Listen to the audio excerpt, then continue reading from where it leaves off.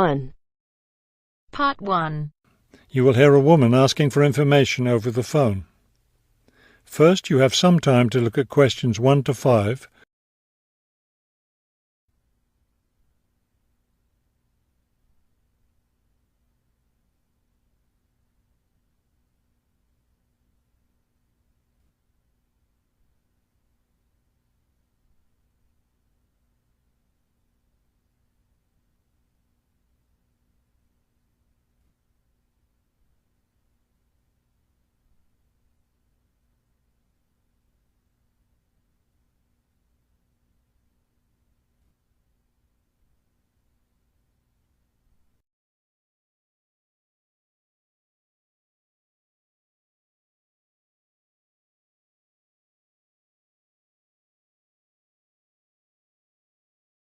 Now we shall begin.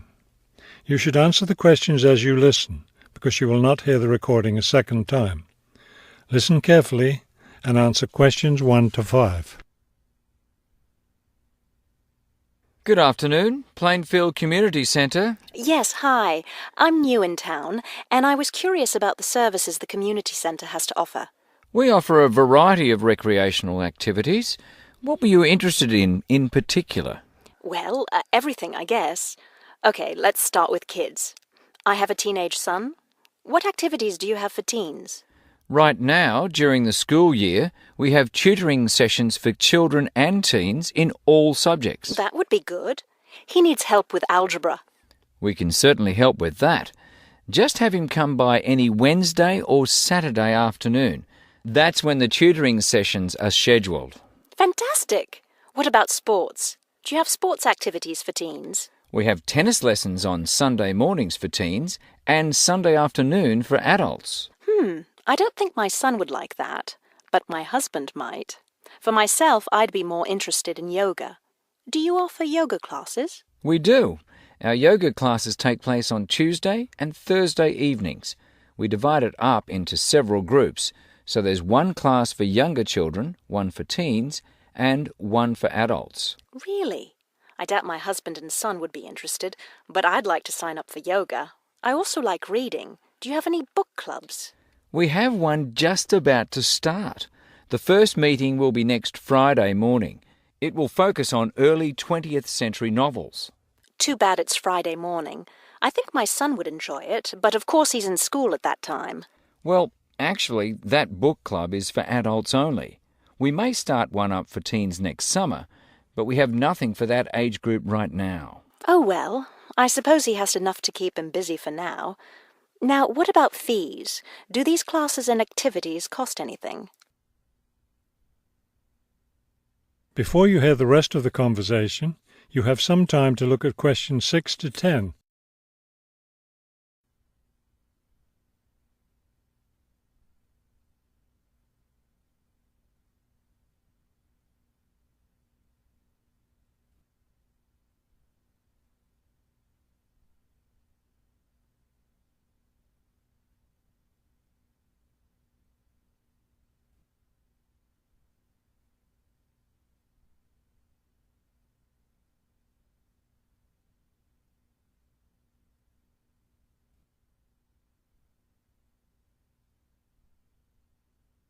Now listen and answer questions 6 to 10.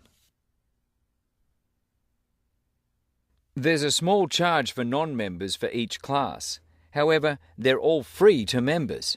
Would you be interested in becoming a member? How much does the membership cost? Not much at all. The yearly fee is $75 for individuals and $225 for families. What do I get with the membership? You get free access to all classes and activities, and you can use our facilities like the tennis court, the exercise room and the meeting room. It's not a bad deal, really. Could you tell me exactly where the centre is located? It's at 107 Elliott Street. Is that Elliot with 2 L's or 1 L? 1 L. E-L-I-O-T. It's right downtown. I think I know where it is. Do you have free parking? Yes. You can park just across the street. There's a garage there. That sounds easy enough. Maybe I'll come in one day next week and sign up for some classes. That would be fine. But don't come on Monday because we're closed that day. We're open Tuesday through Sunday. Oh, thanks for telling me. Maybe I'll stop in on Tuesday then. Can I pay for the classes with a personal check? We accept cheques and credit cards. Okay, thank you very much. You've been very helpful. That is the end of part 1. You now have half a minute to check your answers.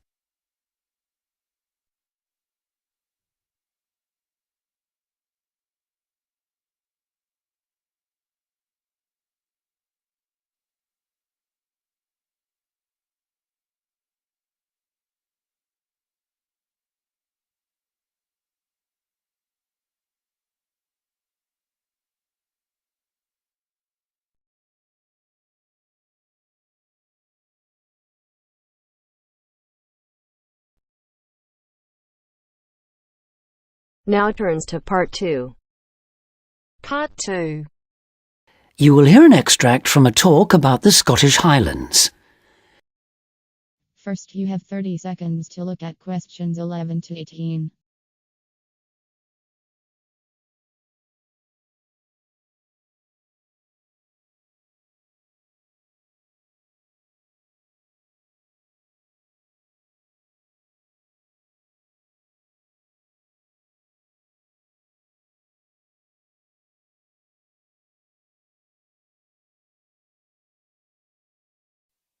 Today I have with me Moira Mackenzie, the author of several books in a well-known series of travel guides, and she'll be talking about what is probably the most fascinating wildlife area in Europe, the Scottish Highlands. Moira. Yes, that's right. And it's a wonderful place to visit with lots to do in an area that makes up over half of Scotland. Including the 790 islands that lie scattered around the coast, it covers 39,000 square kilometres. Getting there is easy. From here in Glasgow, a good starting point is Fort William on the west coast, with regular bus and rail services linking the two. I'd recommend the train, which takes 4 hours to get there. Alternatively, you can take the Highland Line, which takes the more easterly route up to Inverness. That, in fact, is a bit quicker, taking around 3.5 hours to cover the 280 kilometres from here. There are also 2 main options by road. You can take either the A9 up through Stirling and Perth and then on to Inverness, or else on the west there's the A82 which runs up to Fort William and then, if you want, on to Inverness. Now, a lot of people associate the Highlands with bitterly cold weather, but in fact the region has a generally mild climate as a result of being surrounded on 3 sides by sea, particularly the warm waters of the Atlantic. At sea level in the west, for instance, the temperature ranges on average from a minimum of 1 degree centigrade in January up to 18 in July, and you can actually see palm trees growing there. Obviously, though, the temperatures will be lower inland and on higher ground. You can expect it to rain a lot too, particularly in the west, where annually as much as 2,000 millimetres regularly falls, though this helps account for the rich variety of vegetation and wildlife. When you get there, you'll find there are plenty of reasonably priced places to stay.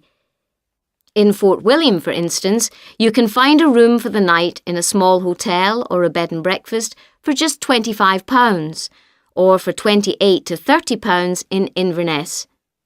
It's probably a good idea to book ahead though, especially in the summer months. With all the leisure, sports and cultural activities on offer, the towns are becoming increasingly popular with visitors. For example, accommodation in Inverness won't be at all easy to find this year around the 23rd of July, as that's when the local Highland Games will take place. So, if your aim is to see the countryside, it may be best to stay in a small village.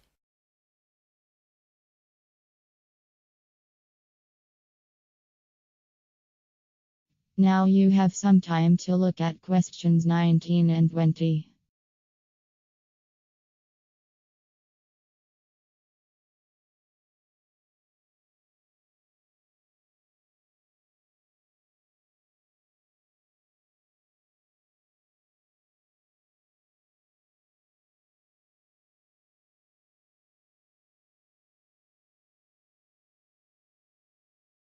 As I mentioned, there's a huge range of wildlife in the Highlands, but for those visiting the area, there are some basic ground rules that are essential if we are to protect it.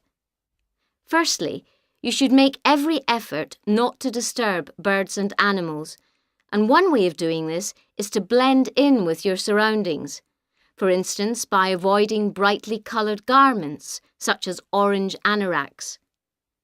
To see wildlife clearly, it's best to use binoculars, keeping your distance. This is particularly important during the breeding season. Wherever possible, use a hide so that they are less likely to detect your presence. Surprising though it may seem, visitors are advised to use their cars where no purpose-built hides are available, as people are apparently less likely to startle animals if they stay inside their vehicles. You may even find that creatures come up close to where you're parked, in which case, wait until they've gone before you move off. It should really go without saying that it's essential to be as quiet as possible, though sadly some people need reminding of this. Oh, and one other thing. Wild animals and pets don't mix, so please leave your dog at home or at least somewhere he or she can't chase the wildlife or damage their habitat.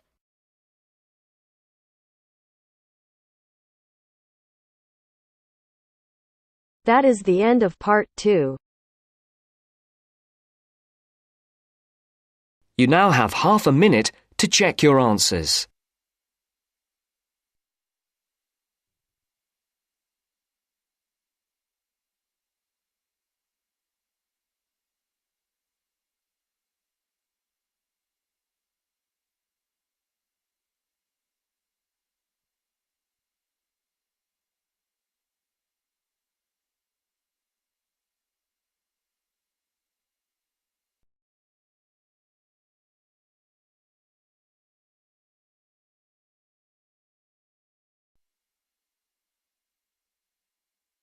Now turns to part 3. Part 3. You will hear an extract from a talk about the congestion charging scheme. First, you have some time to look at questions 21 to 25.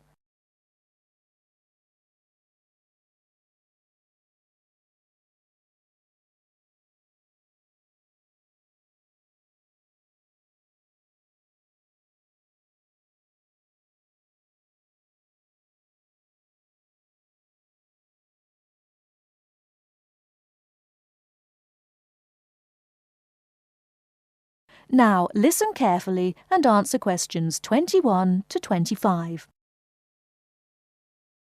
For more practical details, I'll pass you over to John Ward from the London Tourist Agency. Thanks. So that was a brief introduction to the congestion charging scheme.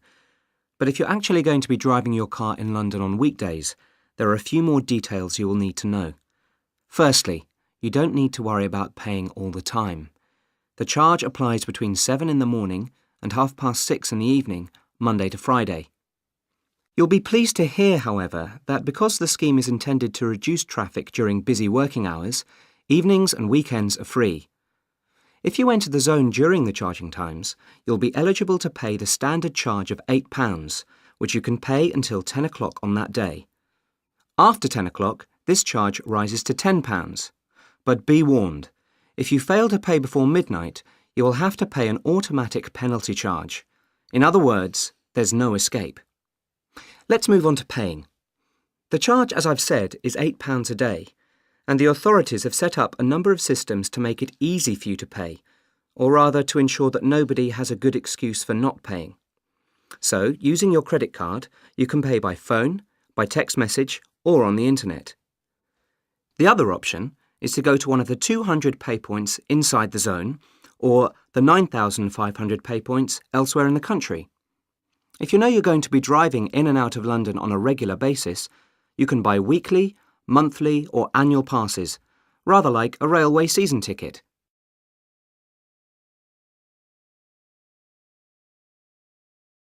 Before you hear the rest of the talk, you have some time to look at questions 26 to 30.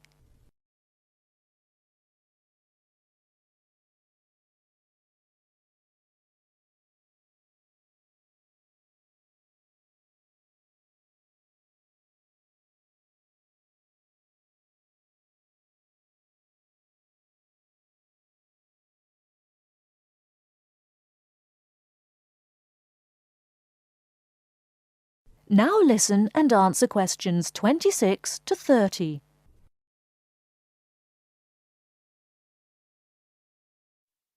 OK, on to the area itself. The congestion charging zone is everywhere inside London's inner ring road. For those of you not familiar with London's road system, this includes the City of London, that's the main financial district, and the West End, the commercial and entertainment centre. If you're still not sure, there are very clear signs on all roads which indicate when you are entering the area.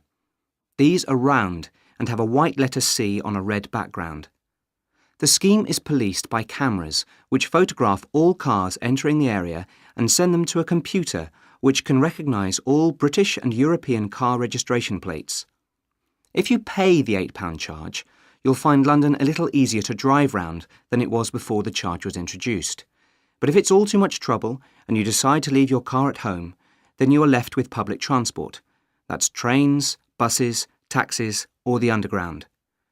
Some of the money from the congestion charging scheme is being used to upgrade public transport, so you should see improvements there. And because of reductions in the number of private vehicles on London's roads brought about by congestion charging, buses and taxis are providing a quicker, more efficient service than they did in the past. OK, I've covered the main details that you need to know. That is the end of part 3. You now have half a minute to check your answers.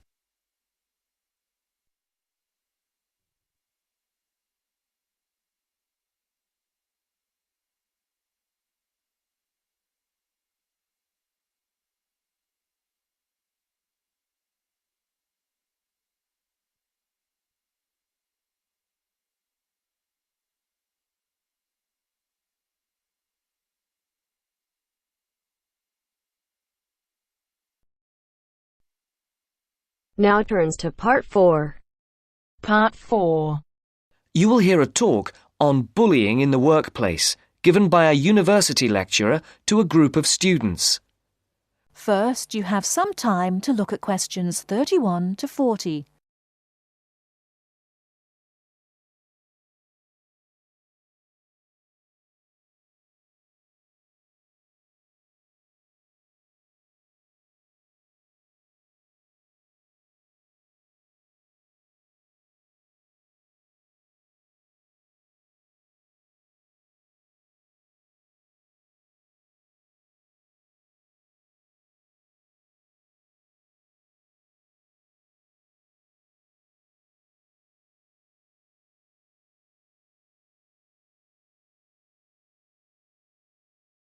Now listen carefully and answer questions 31 to 40.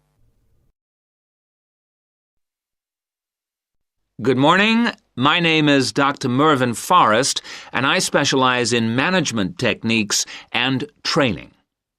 I've been invited here today to talk to you about the cost to the economy of bad management. And what I would like to dwell on first is an area that has recently been exercising everyone, and that is coercion in the workplace, or, to put it more simply, bullying. It has been estimated that bullying at work costs the British economy up to £4 billion a year in lost working time and in legal fees. And with the problem apparently on the increase, it is time that managers took on board what is happening. I would like to think that what is perceived as bullying is nothing more than lack of experience, insecurity, or lack of awareness on the part of managers, and not a conscious effort to attack someone. But that is perhaps a case of my being naive or over-hopeful. Before we break up into groups to look at the first task on the handout you've got, I'd like to give you a start with some of the main bullying methods that have been identified so far. Basically, what I'm going to do here is to give you examples of 1 or 2 points. Can you all read the OHP clearly? Yes? Right, off we go. The first item on the list is giving people tasks which managers themselves cannot do and which are therefore impossible to achieve. This is, in fact, a very common strategy used by managers to manage their subordinates. It gives certain people a false sense of security as they watch others failing while they try to achieve the goals set. Another simple bullying technique is constantly moving the goalposts, especially when one's employees are in the middle of a task. This is not bad management, it is just plain stupid. All targets and goals set should be easily achieved within a realistic timescale. Sending memos to someone else criticizing the performance of a task where the individual has no way of replying is another common technique, especially when the manager concerned does not reply or makes it impossible for subordinates to contact him or her by not answering the telephone or not replying to emails. This is not the style of a sound manager, but rather the antics of someone with emotional problems. If you behave like that, don't expect your staff to respect you. And now, the technological bully. It is interesting how all tools designed to help can be turned into dangerous weapons. The urgent email bully is fast becoming a problem in the office. Employees turn on their computers to be faced with a string of badly worded emails, making instant and often unrealistic demands, which reveal the hysteria mode of management. Have you ever felt a sense of dread before looking at your email, even your personal messages? All companies should develop a company strategy whereby there is an email code of practice, with offensive messages being forwarded to a designated person for appropriate action. I would now like you to break up into groups and brainstorm other bullying techniques which you think you may have experienced, and perhaps, if you're honest, which you have been party to. I can think of at least 9 more bullying strategies. I would also like you to consider ways in which you think that each of the techniques on your list can be countered. Is everyone clear as to what the task is? Yes? Okay. You've got 20 minutes to do this.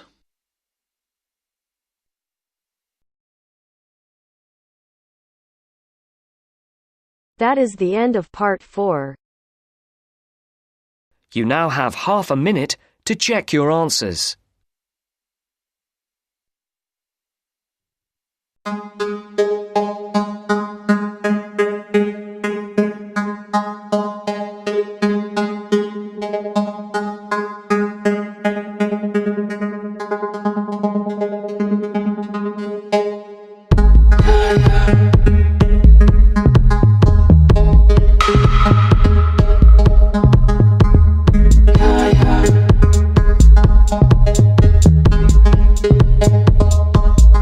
Without wasting any time, let's see the question first.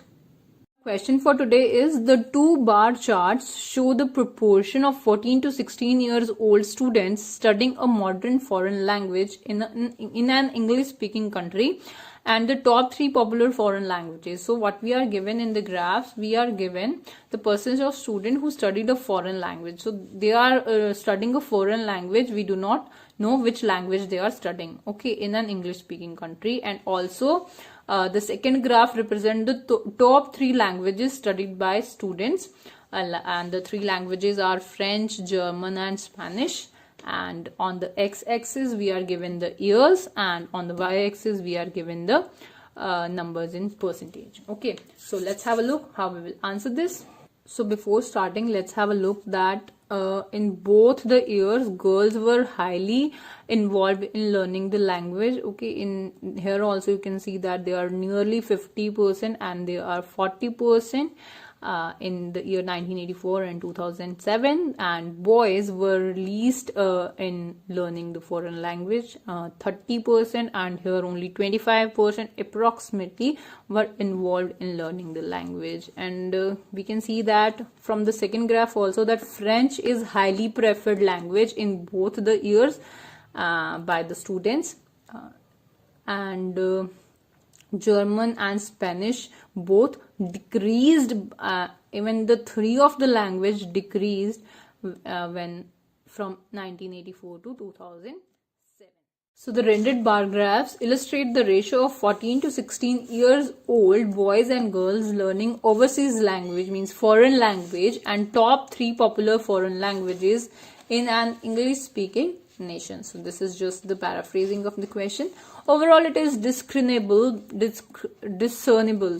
Overall, it is discernible means conspicuous or clear from the graph that girls were highly interested in studying foreign language than boys, and French was most popular among 3 languages in the given year. So we can see from the graph that girls were highly interested in learning and studying a foreign language in both the years, and French was highly popular language among all the 3 languages. So in 1984, just under 50% girls and 30% of boys studied foreign language. The percentage dropped among both genders in 2007. So we can see that in 1984, just under 50% and 30% of boys were involved in learning this foreign language, and in both the genders we can see a decrease. Okay, so the percentage dropped among both genders in 2007. So only 40% girls and nearly 25% boys were learning overseas language, means they were learning a foreign language. We can see that 40% of girls and approximately 25%, because this is 30 and we are judging that it is 25. Okay, so that's why we are writing nearly 25. We are not writing exact 25%. Explicitly, French was highly desired, means preferred language, and was learned by 50% students in 1984. That means 50% students were learning French in 1984, and only 20% were learning second language, which is Germany. Germany is a country, and they are learning German language, and Spanish was least preferred and only by 5% of the students, nearly 5%. Okay, so students in 1994, which fell exorbitantly to half and reached to a quarter in 2007. So what we are doing, we are comparing it, like in 1984 it was 50% and it reached to a quarter means 25% in 2007. Okay, for Germany also the proportion, for German language also the proportion plunged from 20% to nearly 15%. That means there is just a 5% decrease. So from 20% to nearly 15%, the proportion plunged, means the ratio, the percentage plunged means decreased. Okay. Lastly, the least opted language, Spanish, was studied by 5% only. We can see that Spanish was studied by 5% students only in 1984, which surged, means increased to 10% in 2007. So this was for today. If you like the video, do hit the like button and subscribe to our channel. I'll meet you in the next video. Till then, bye bye. Take care.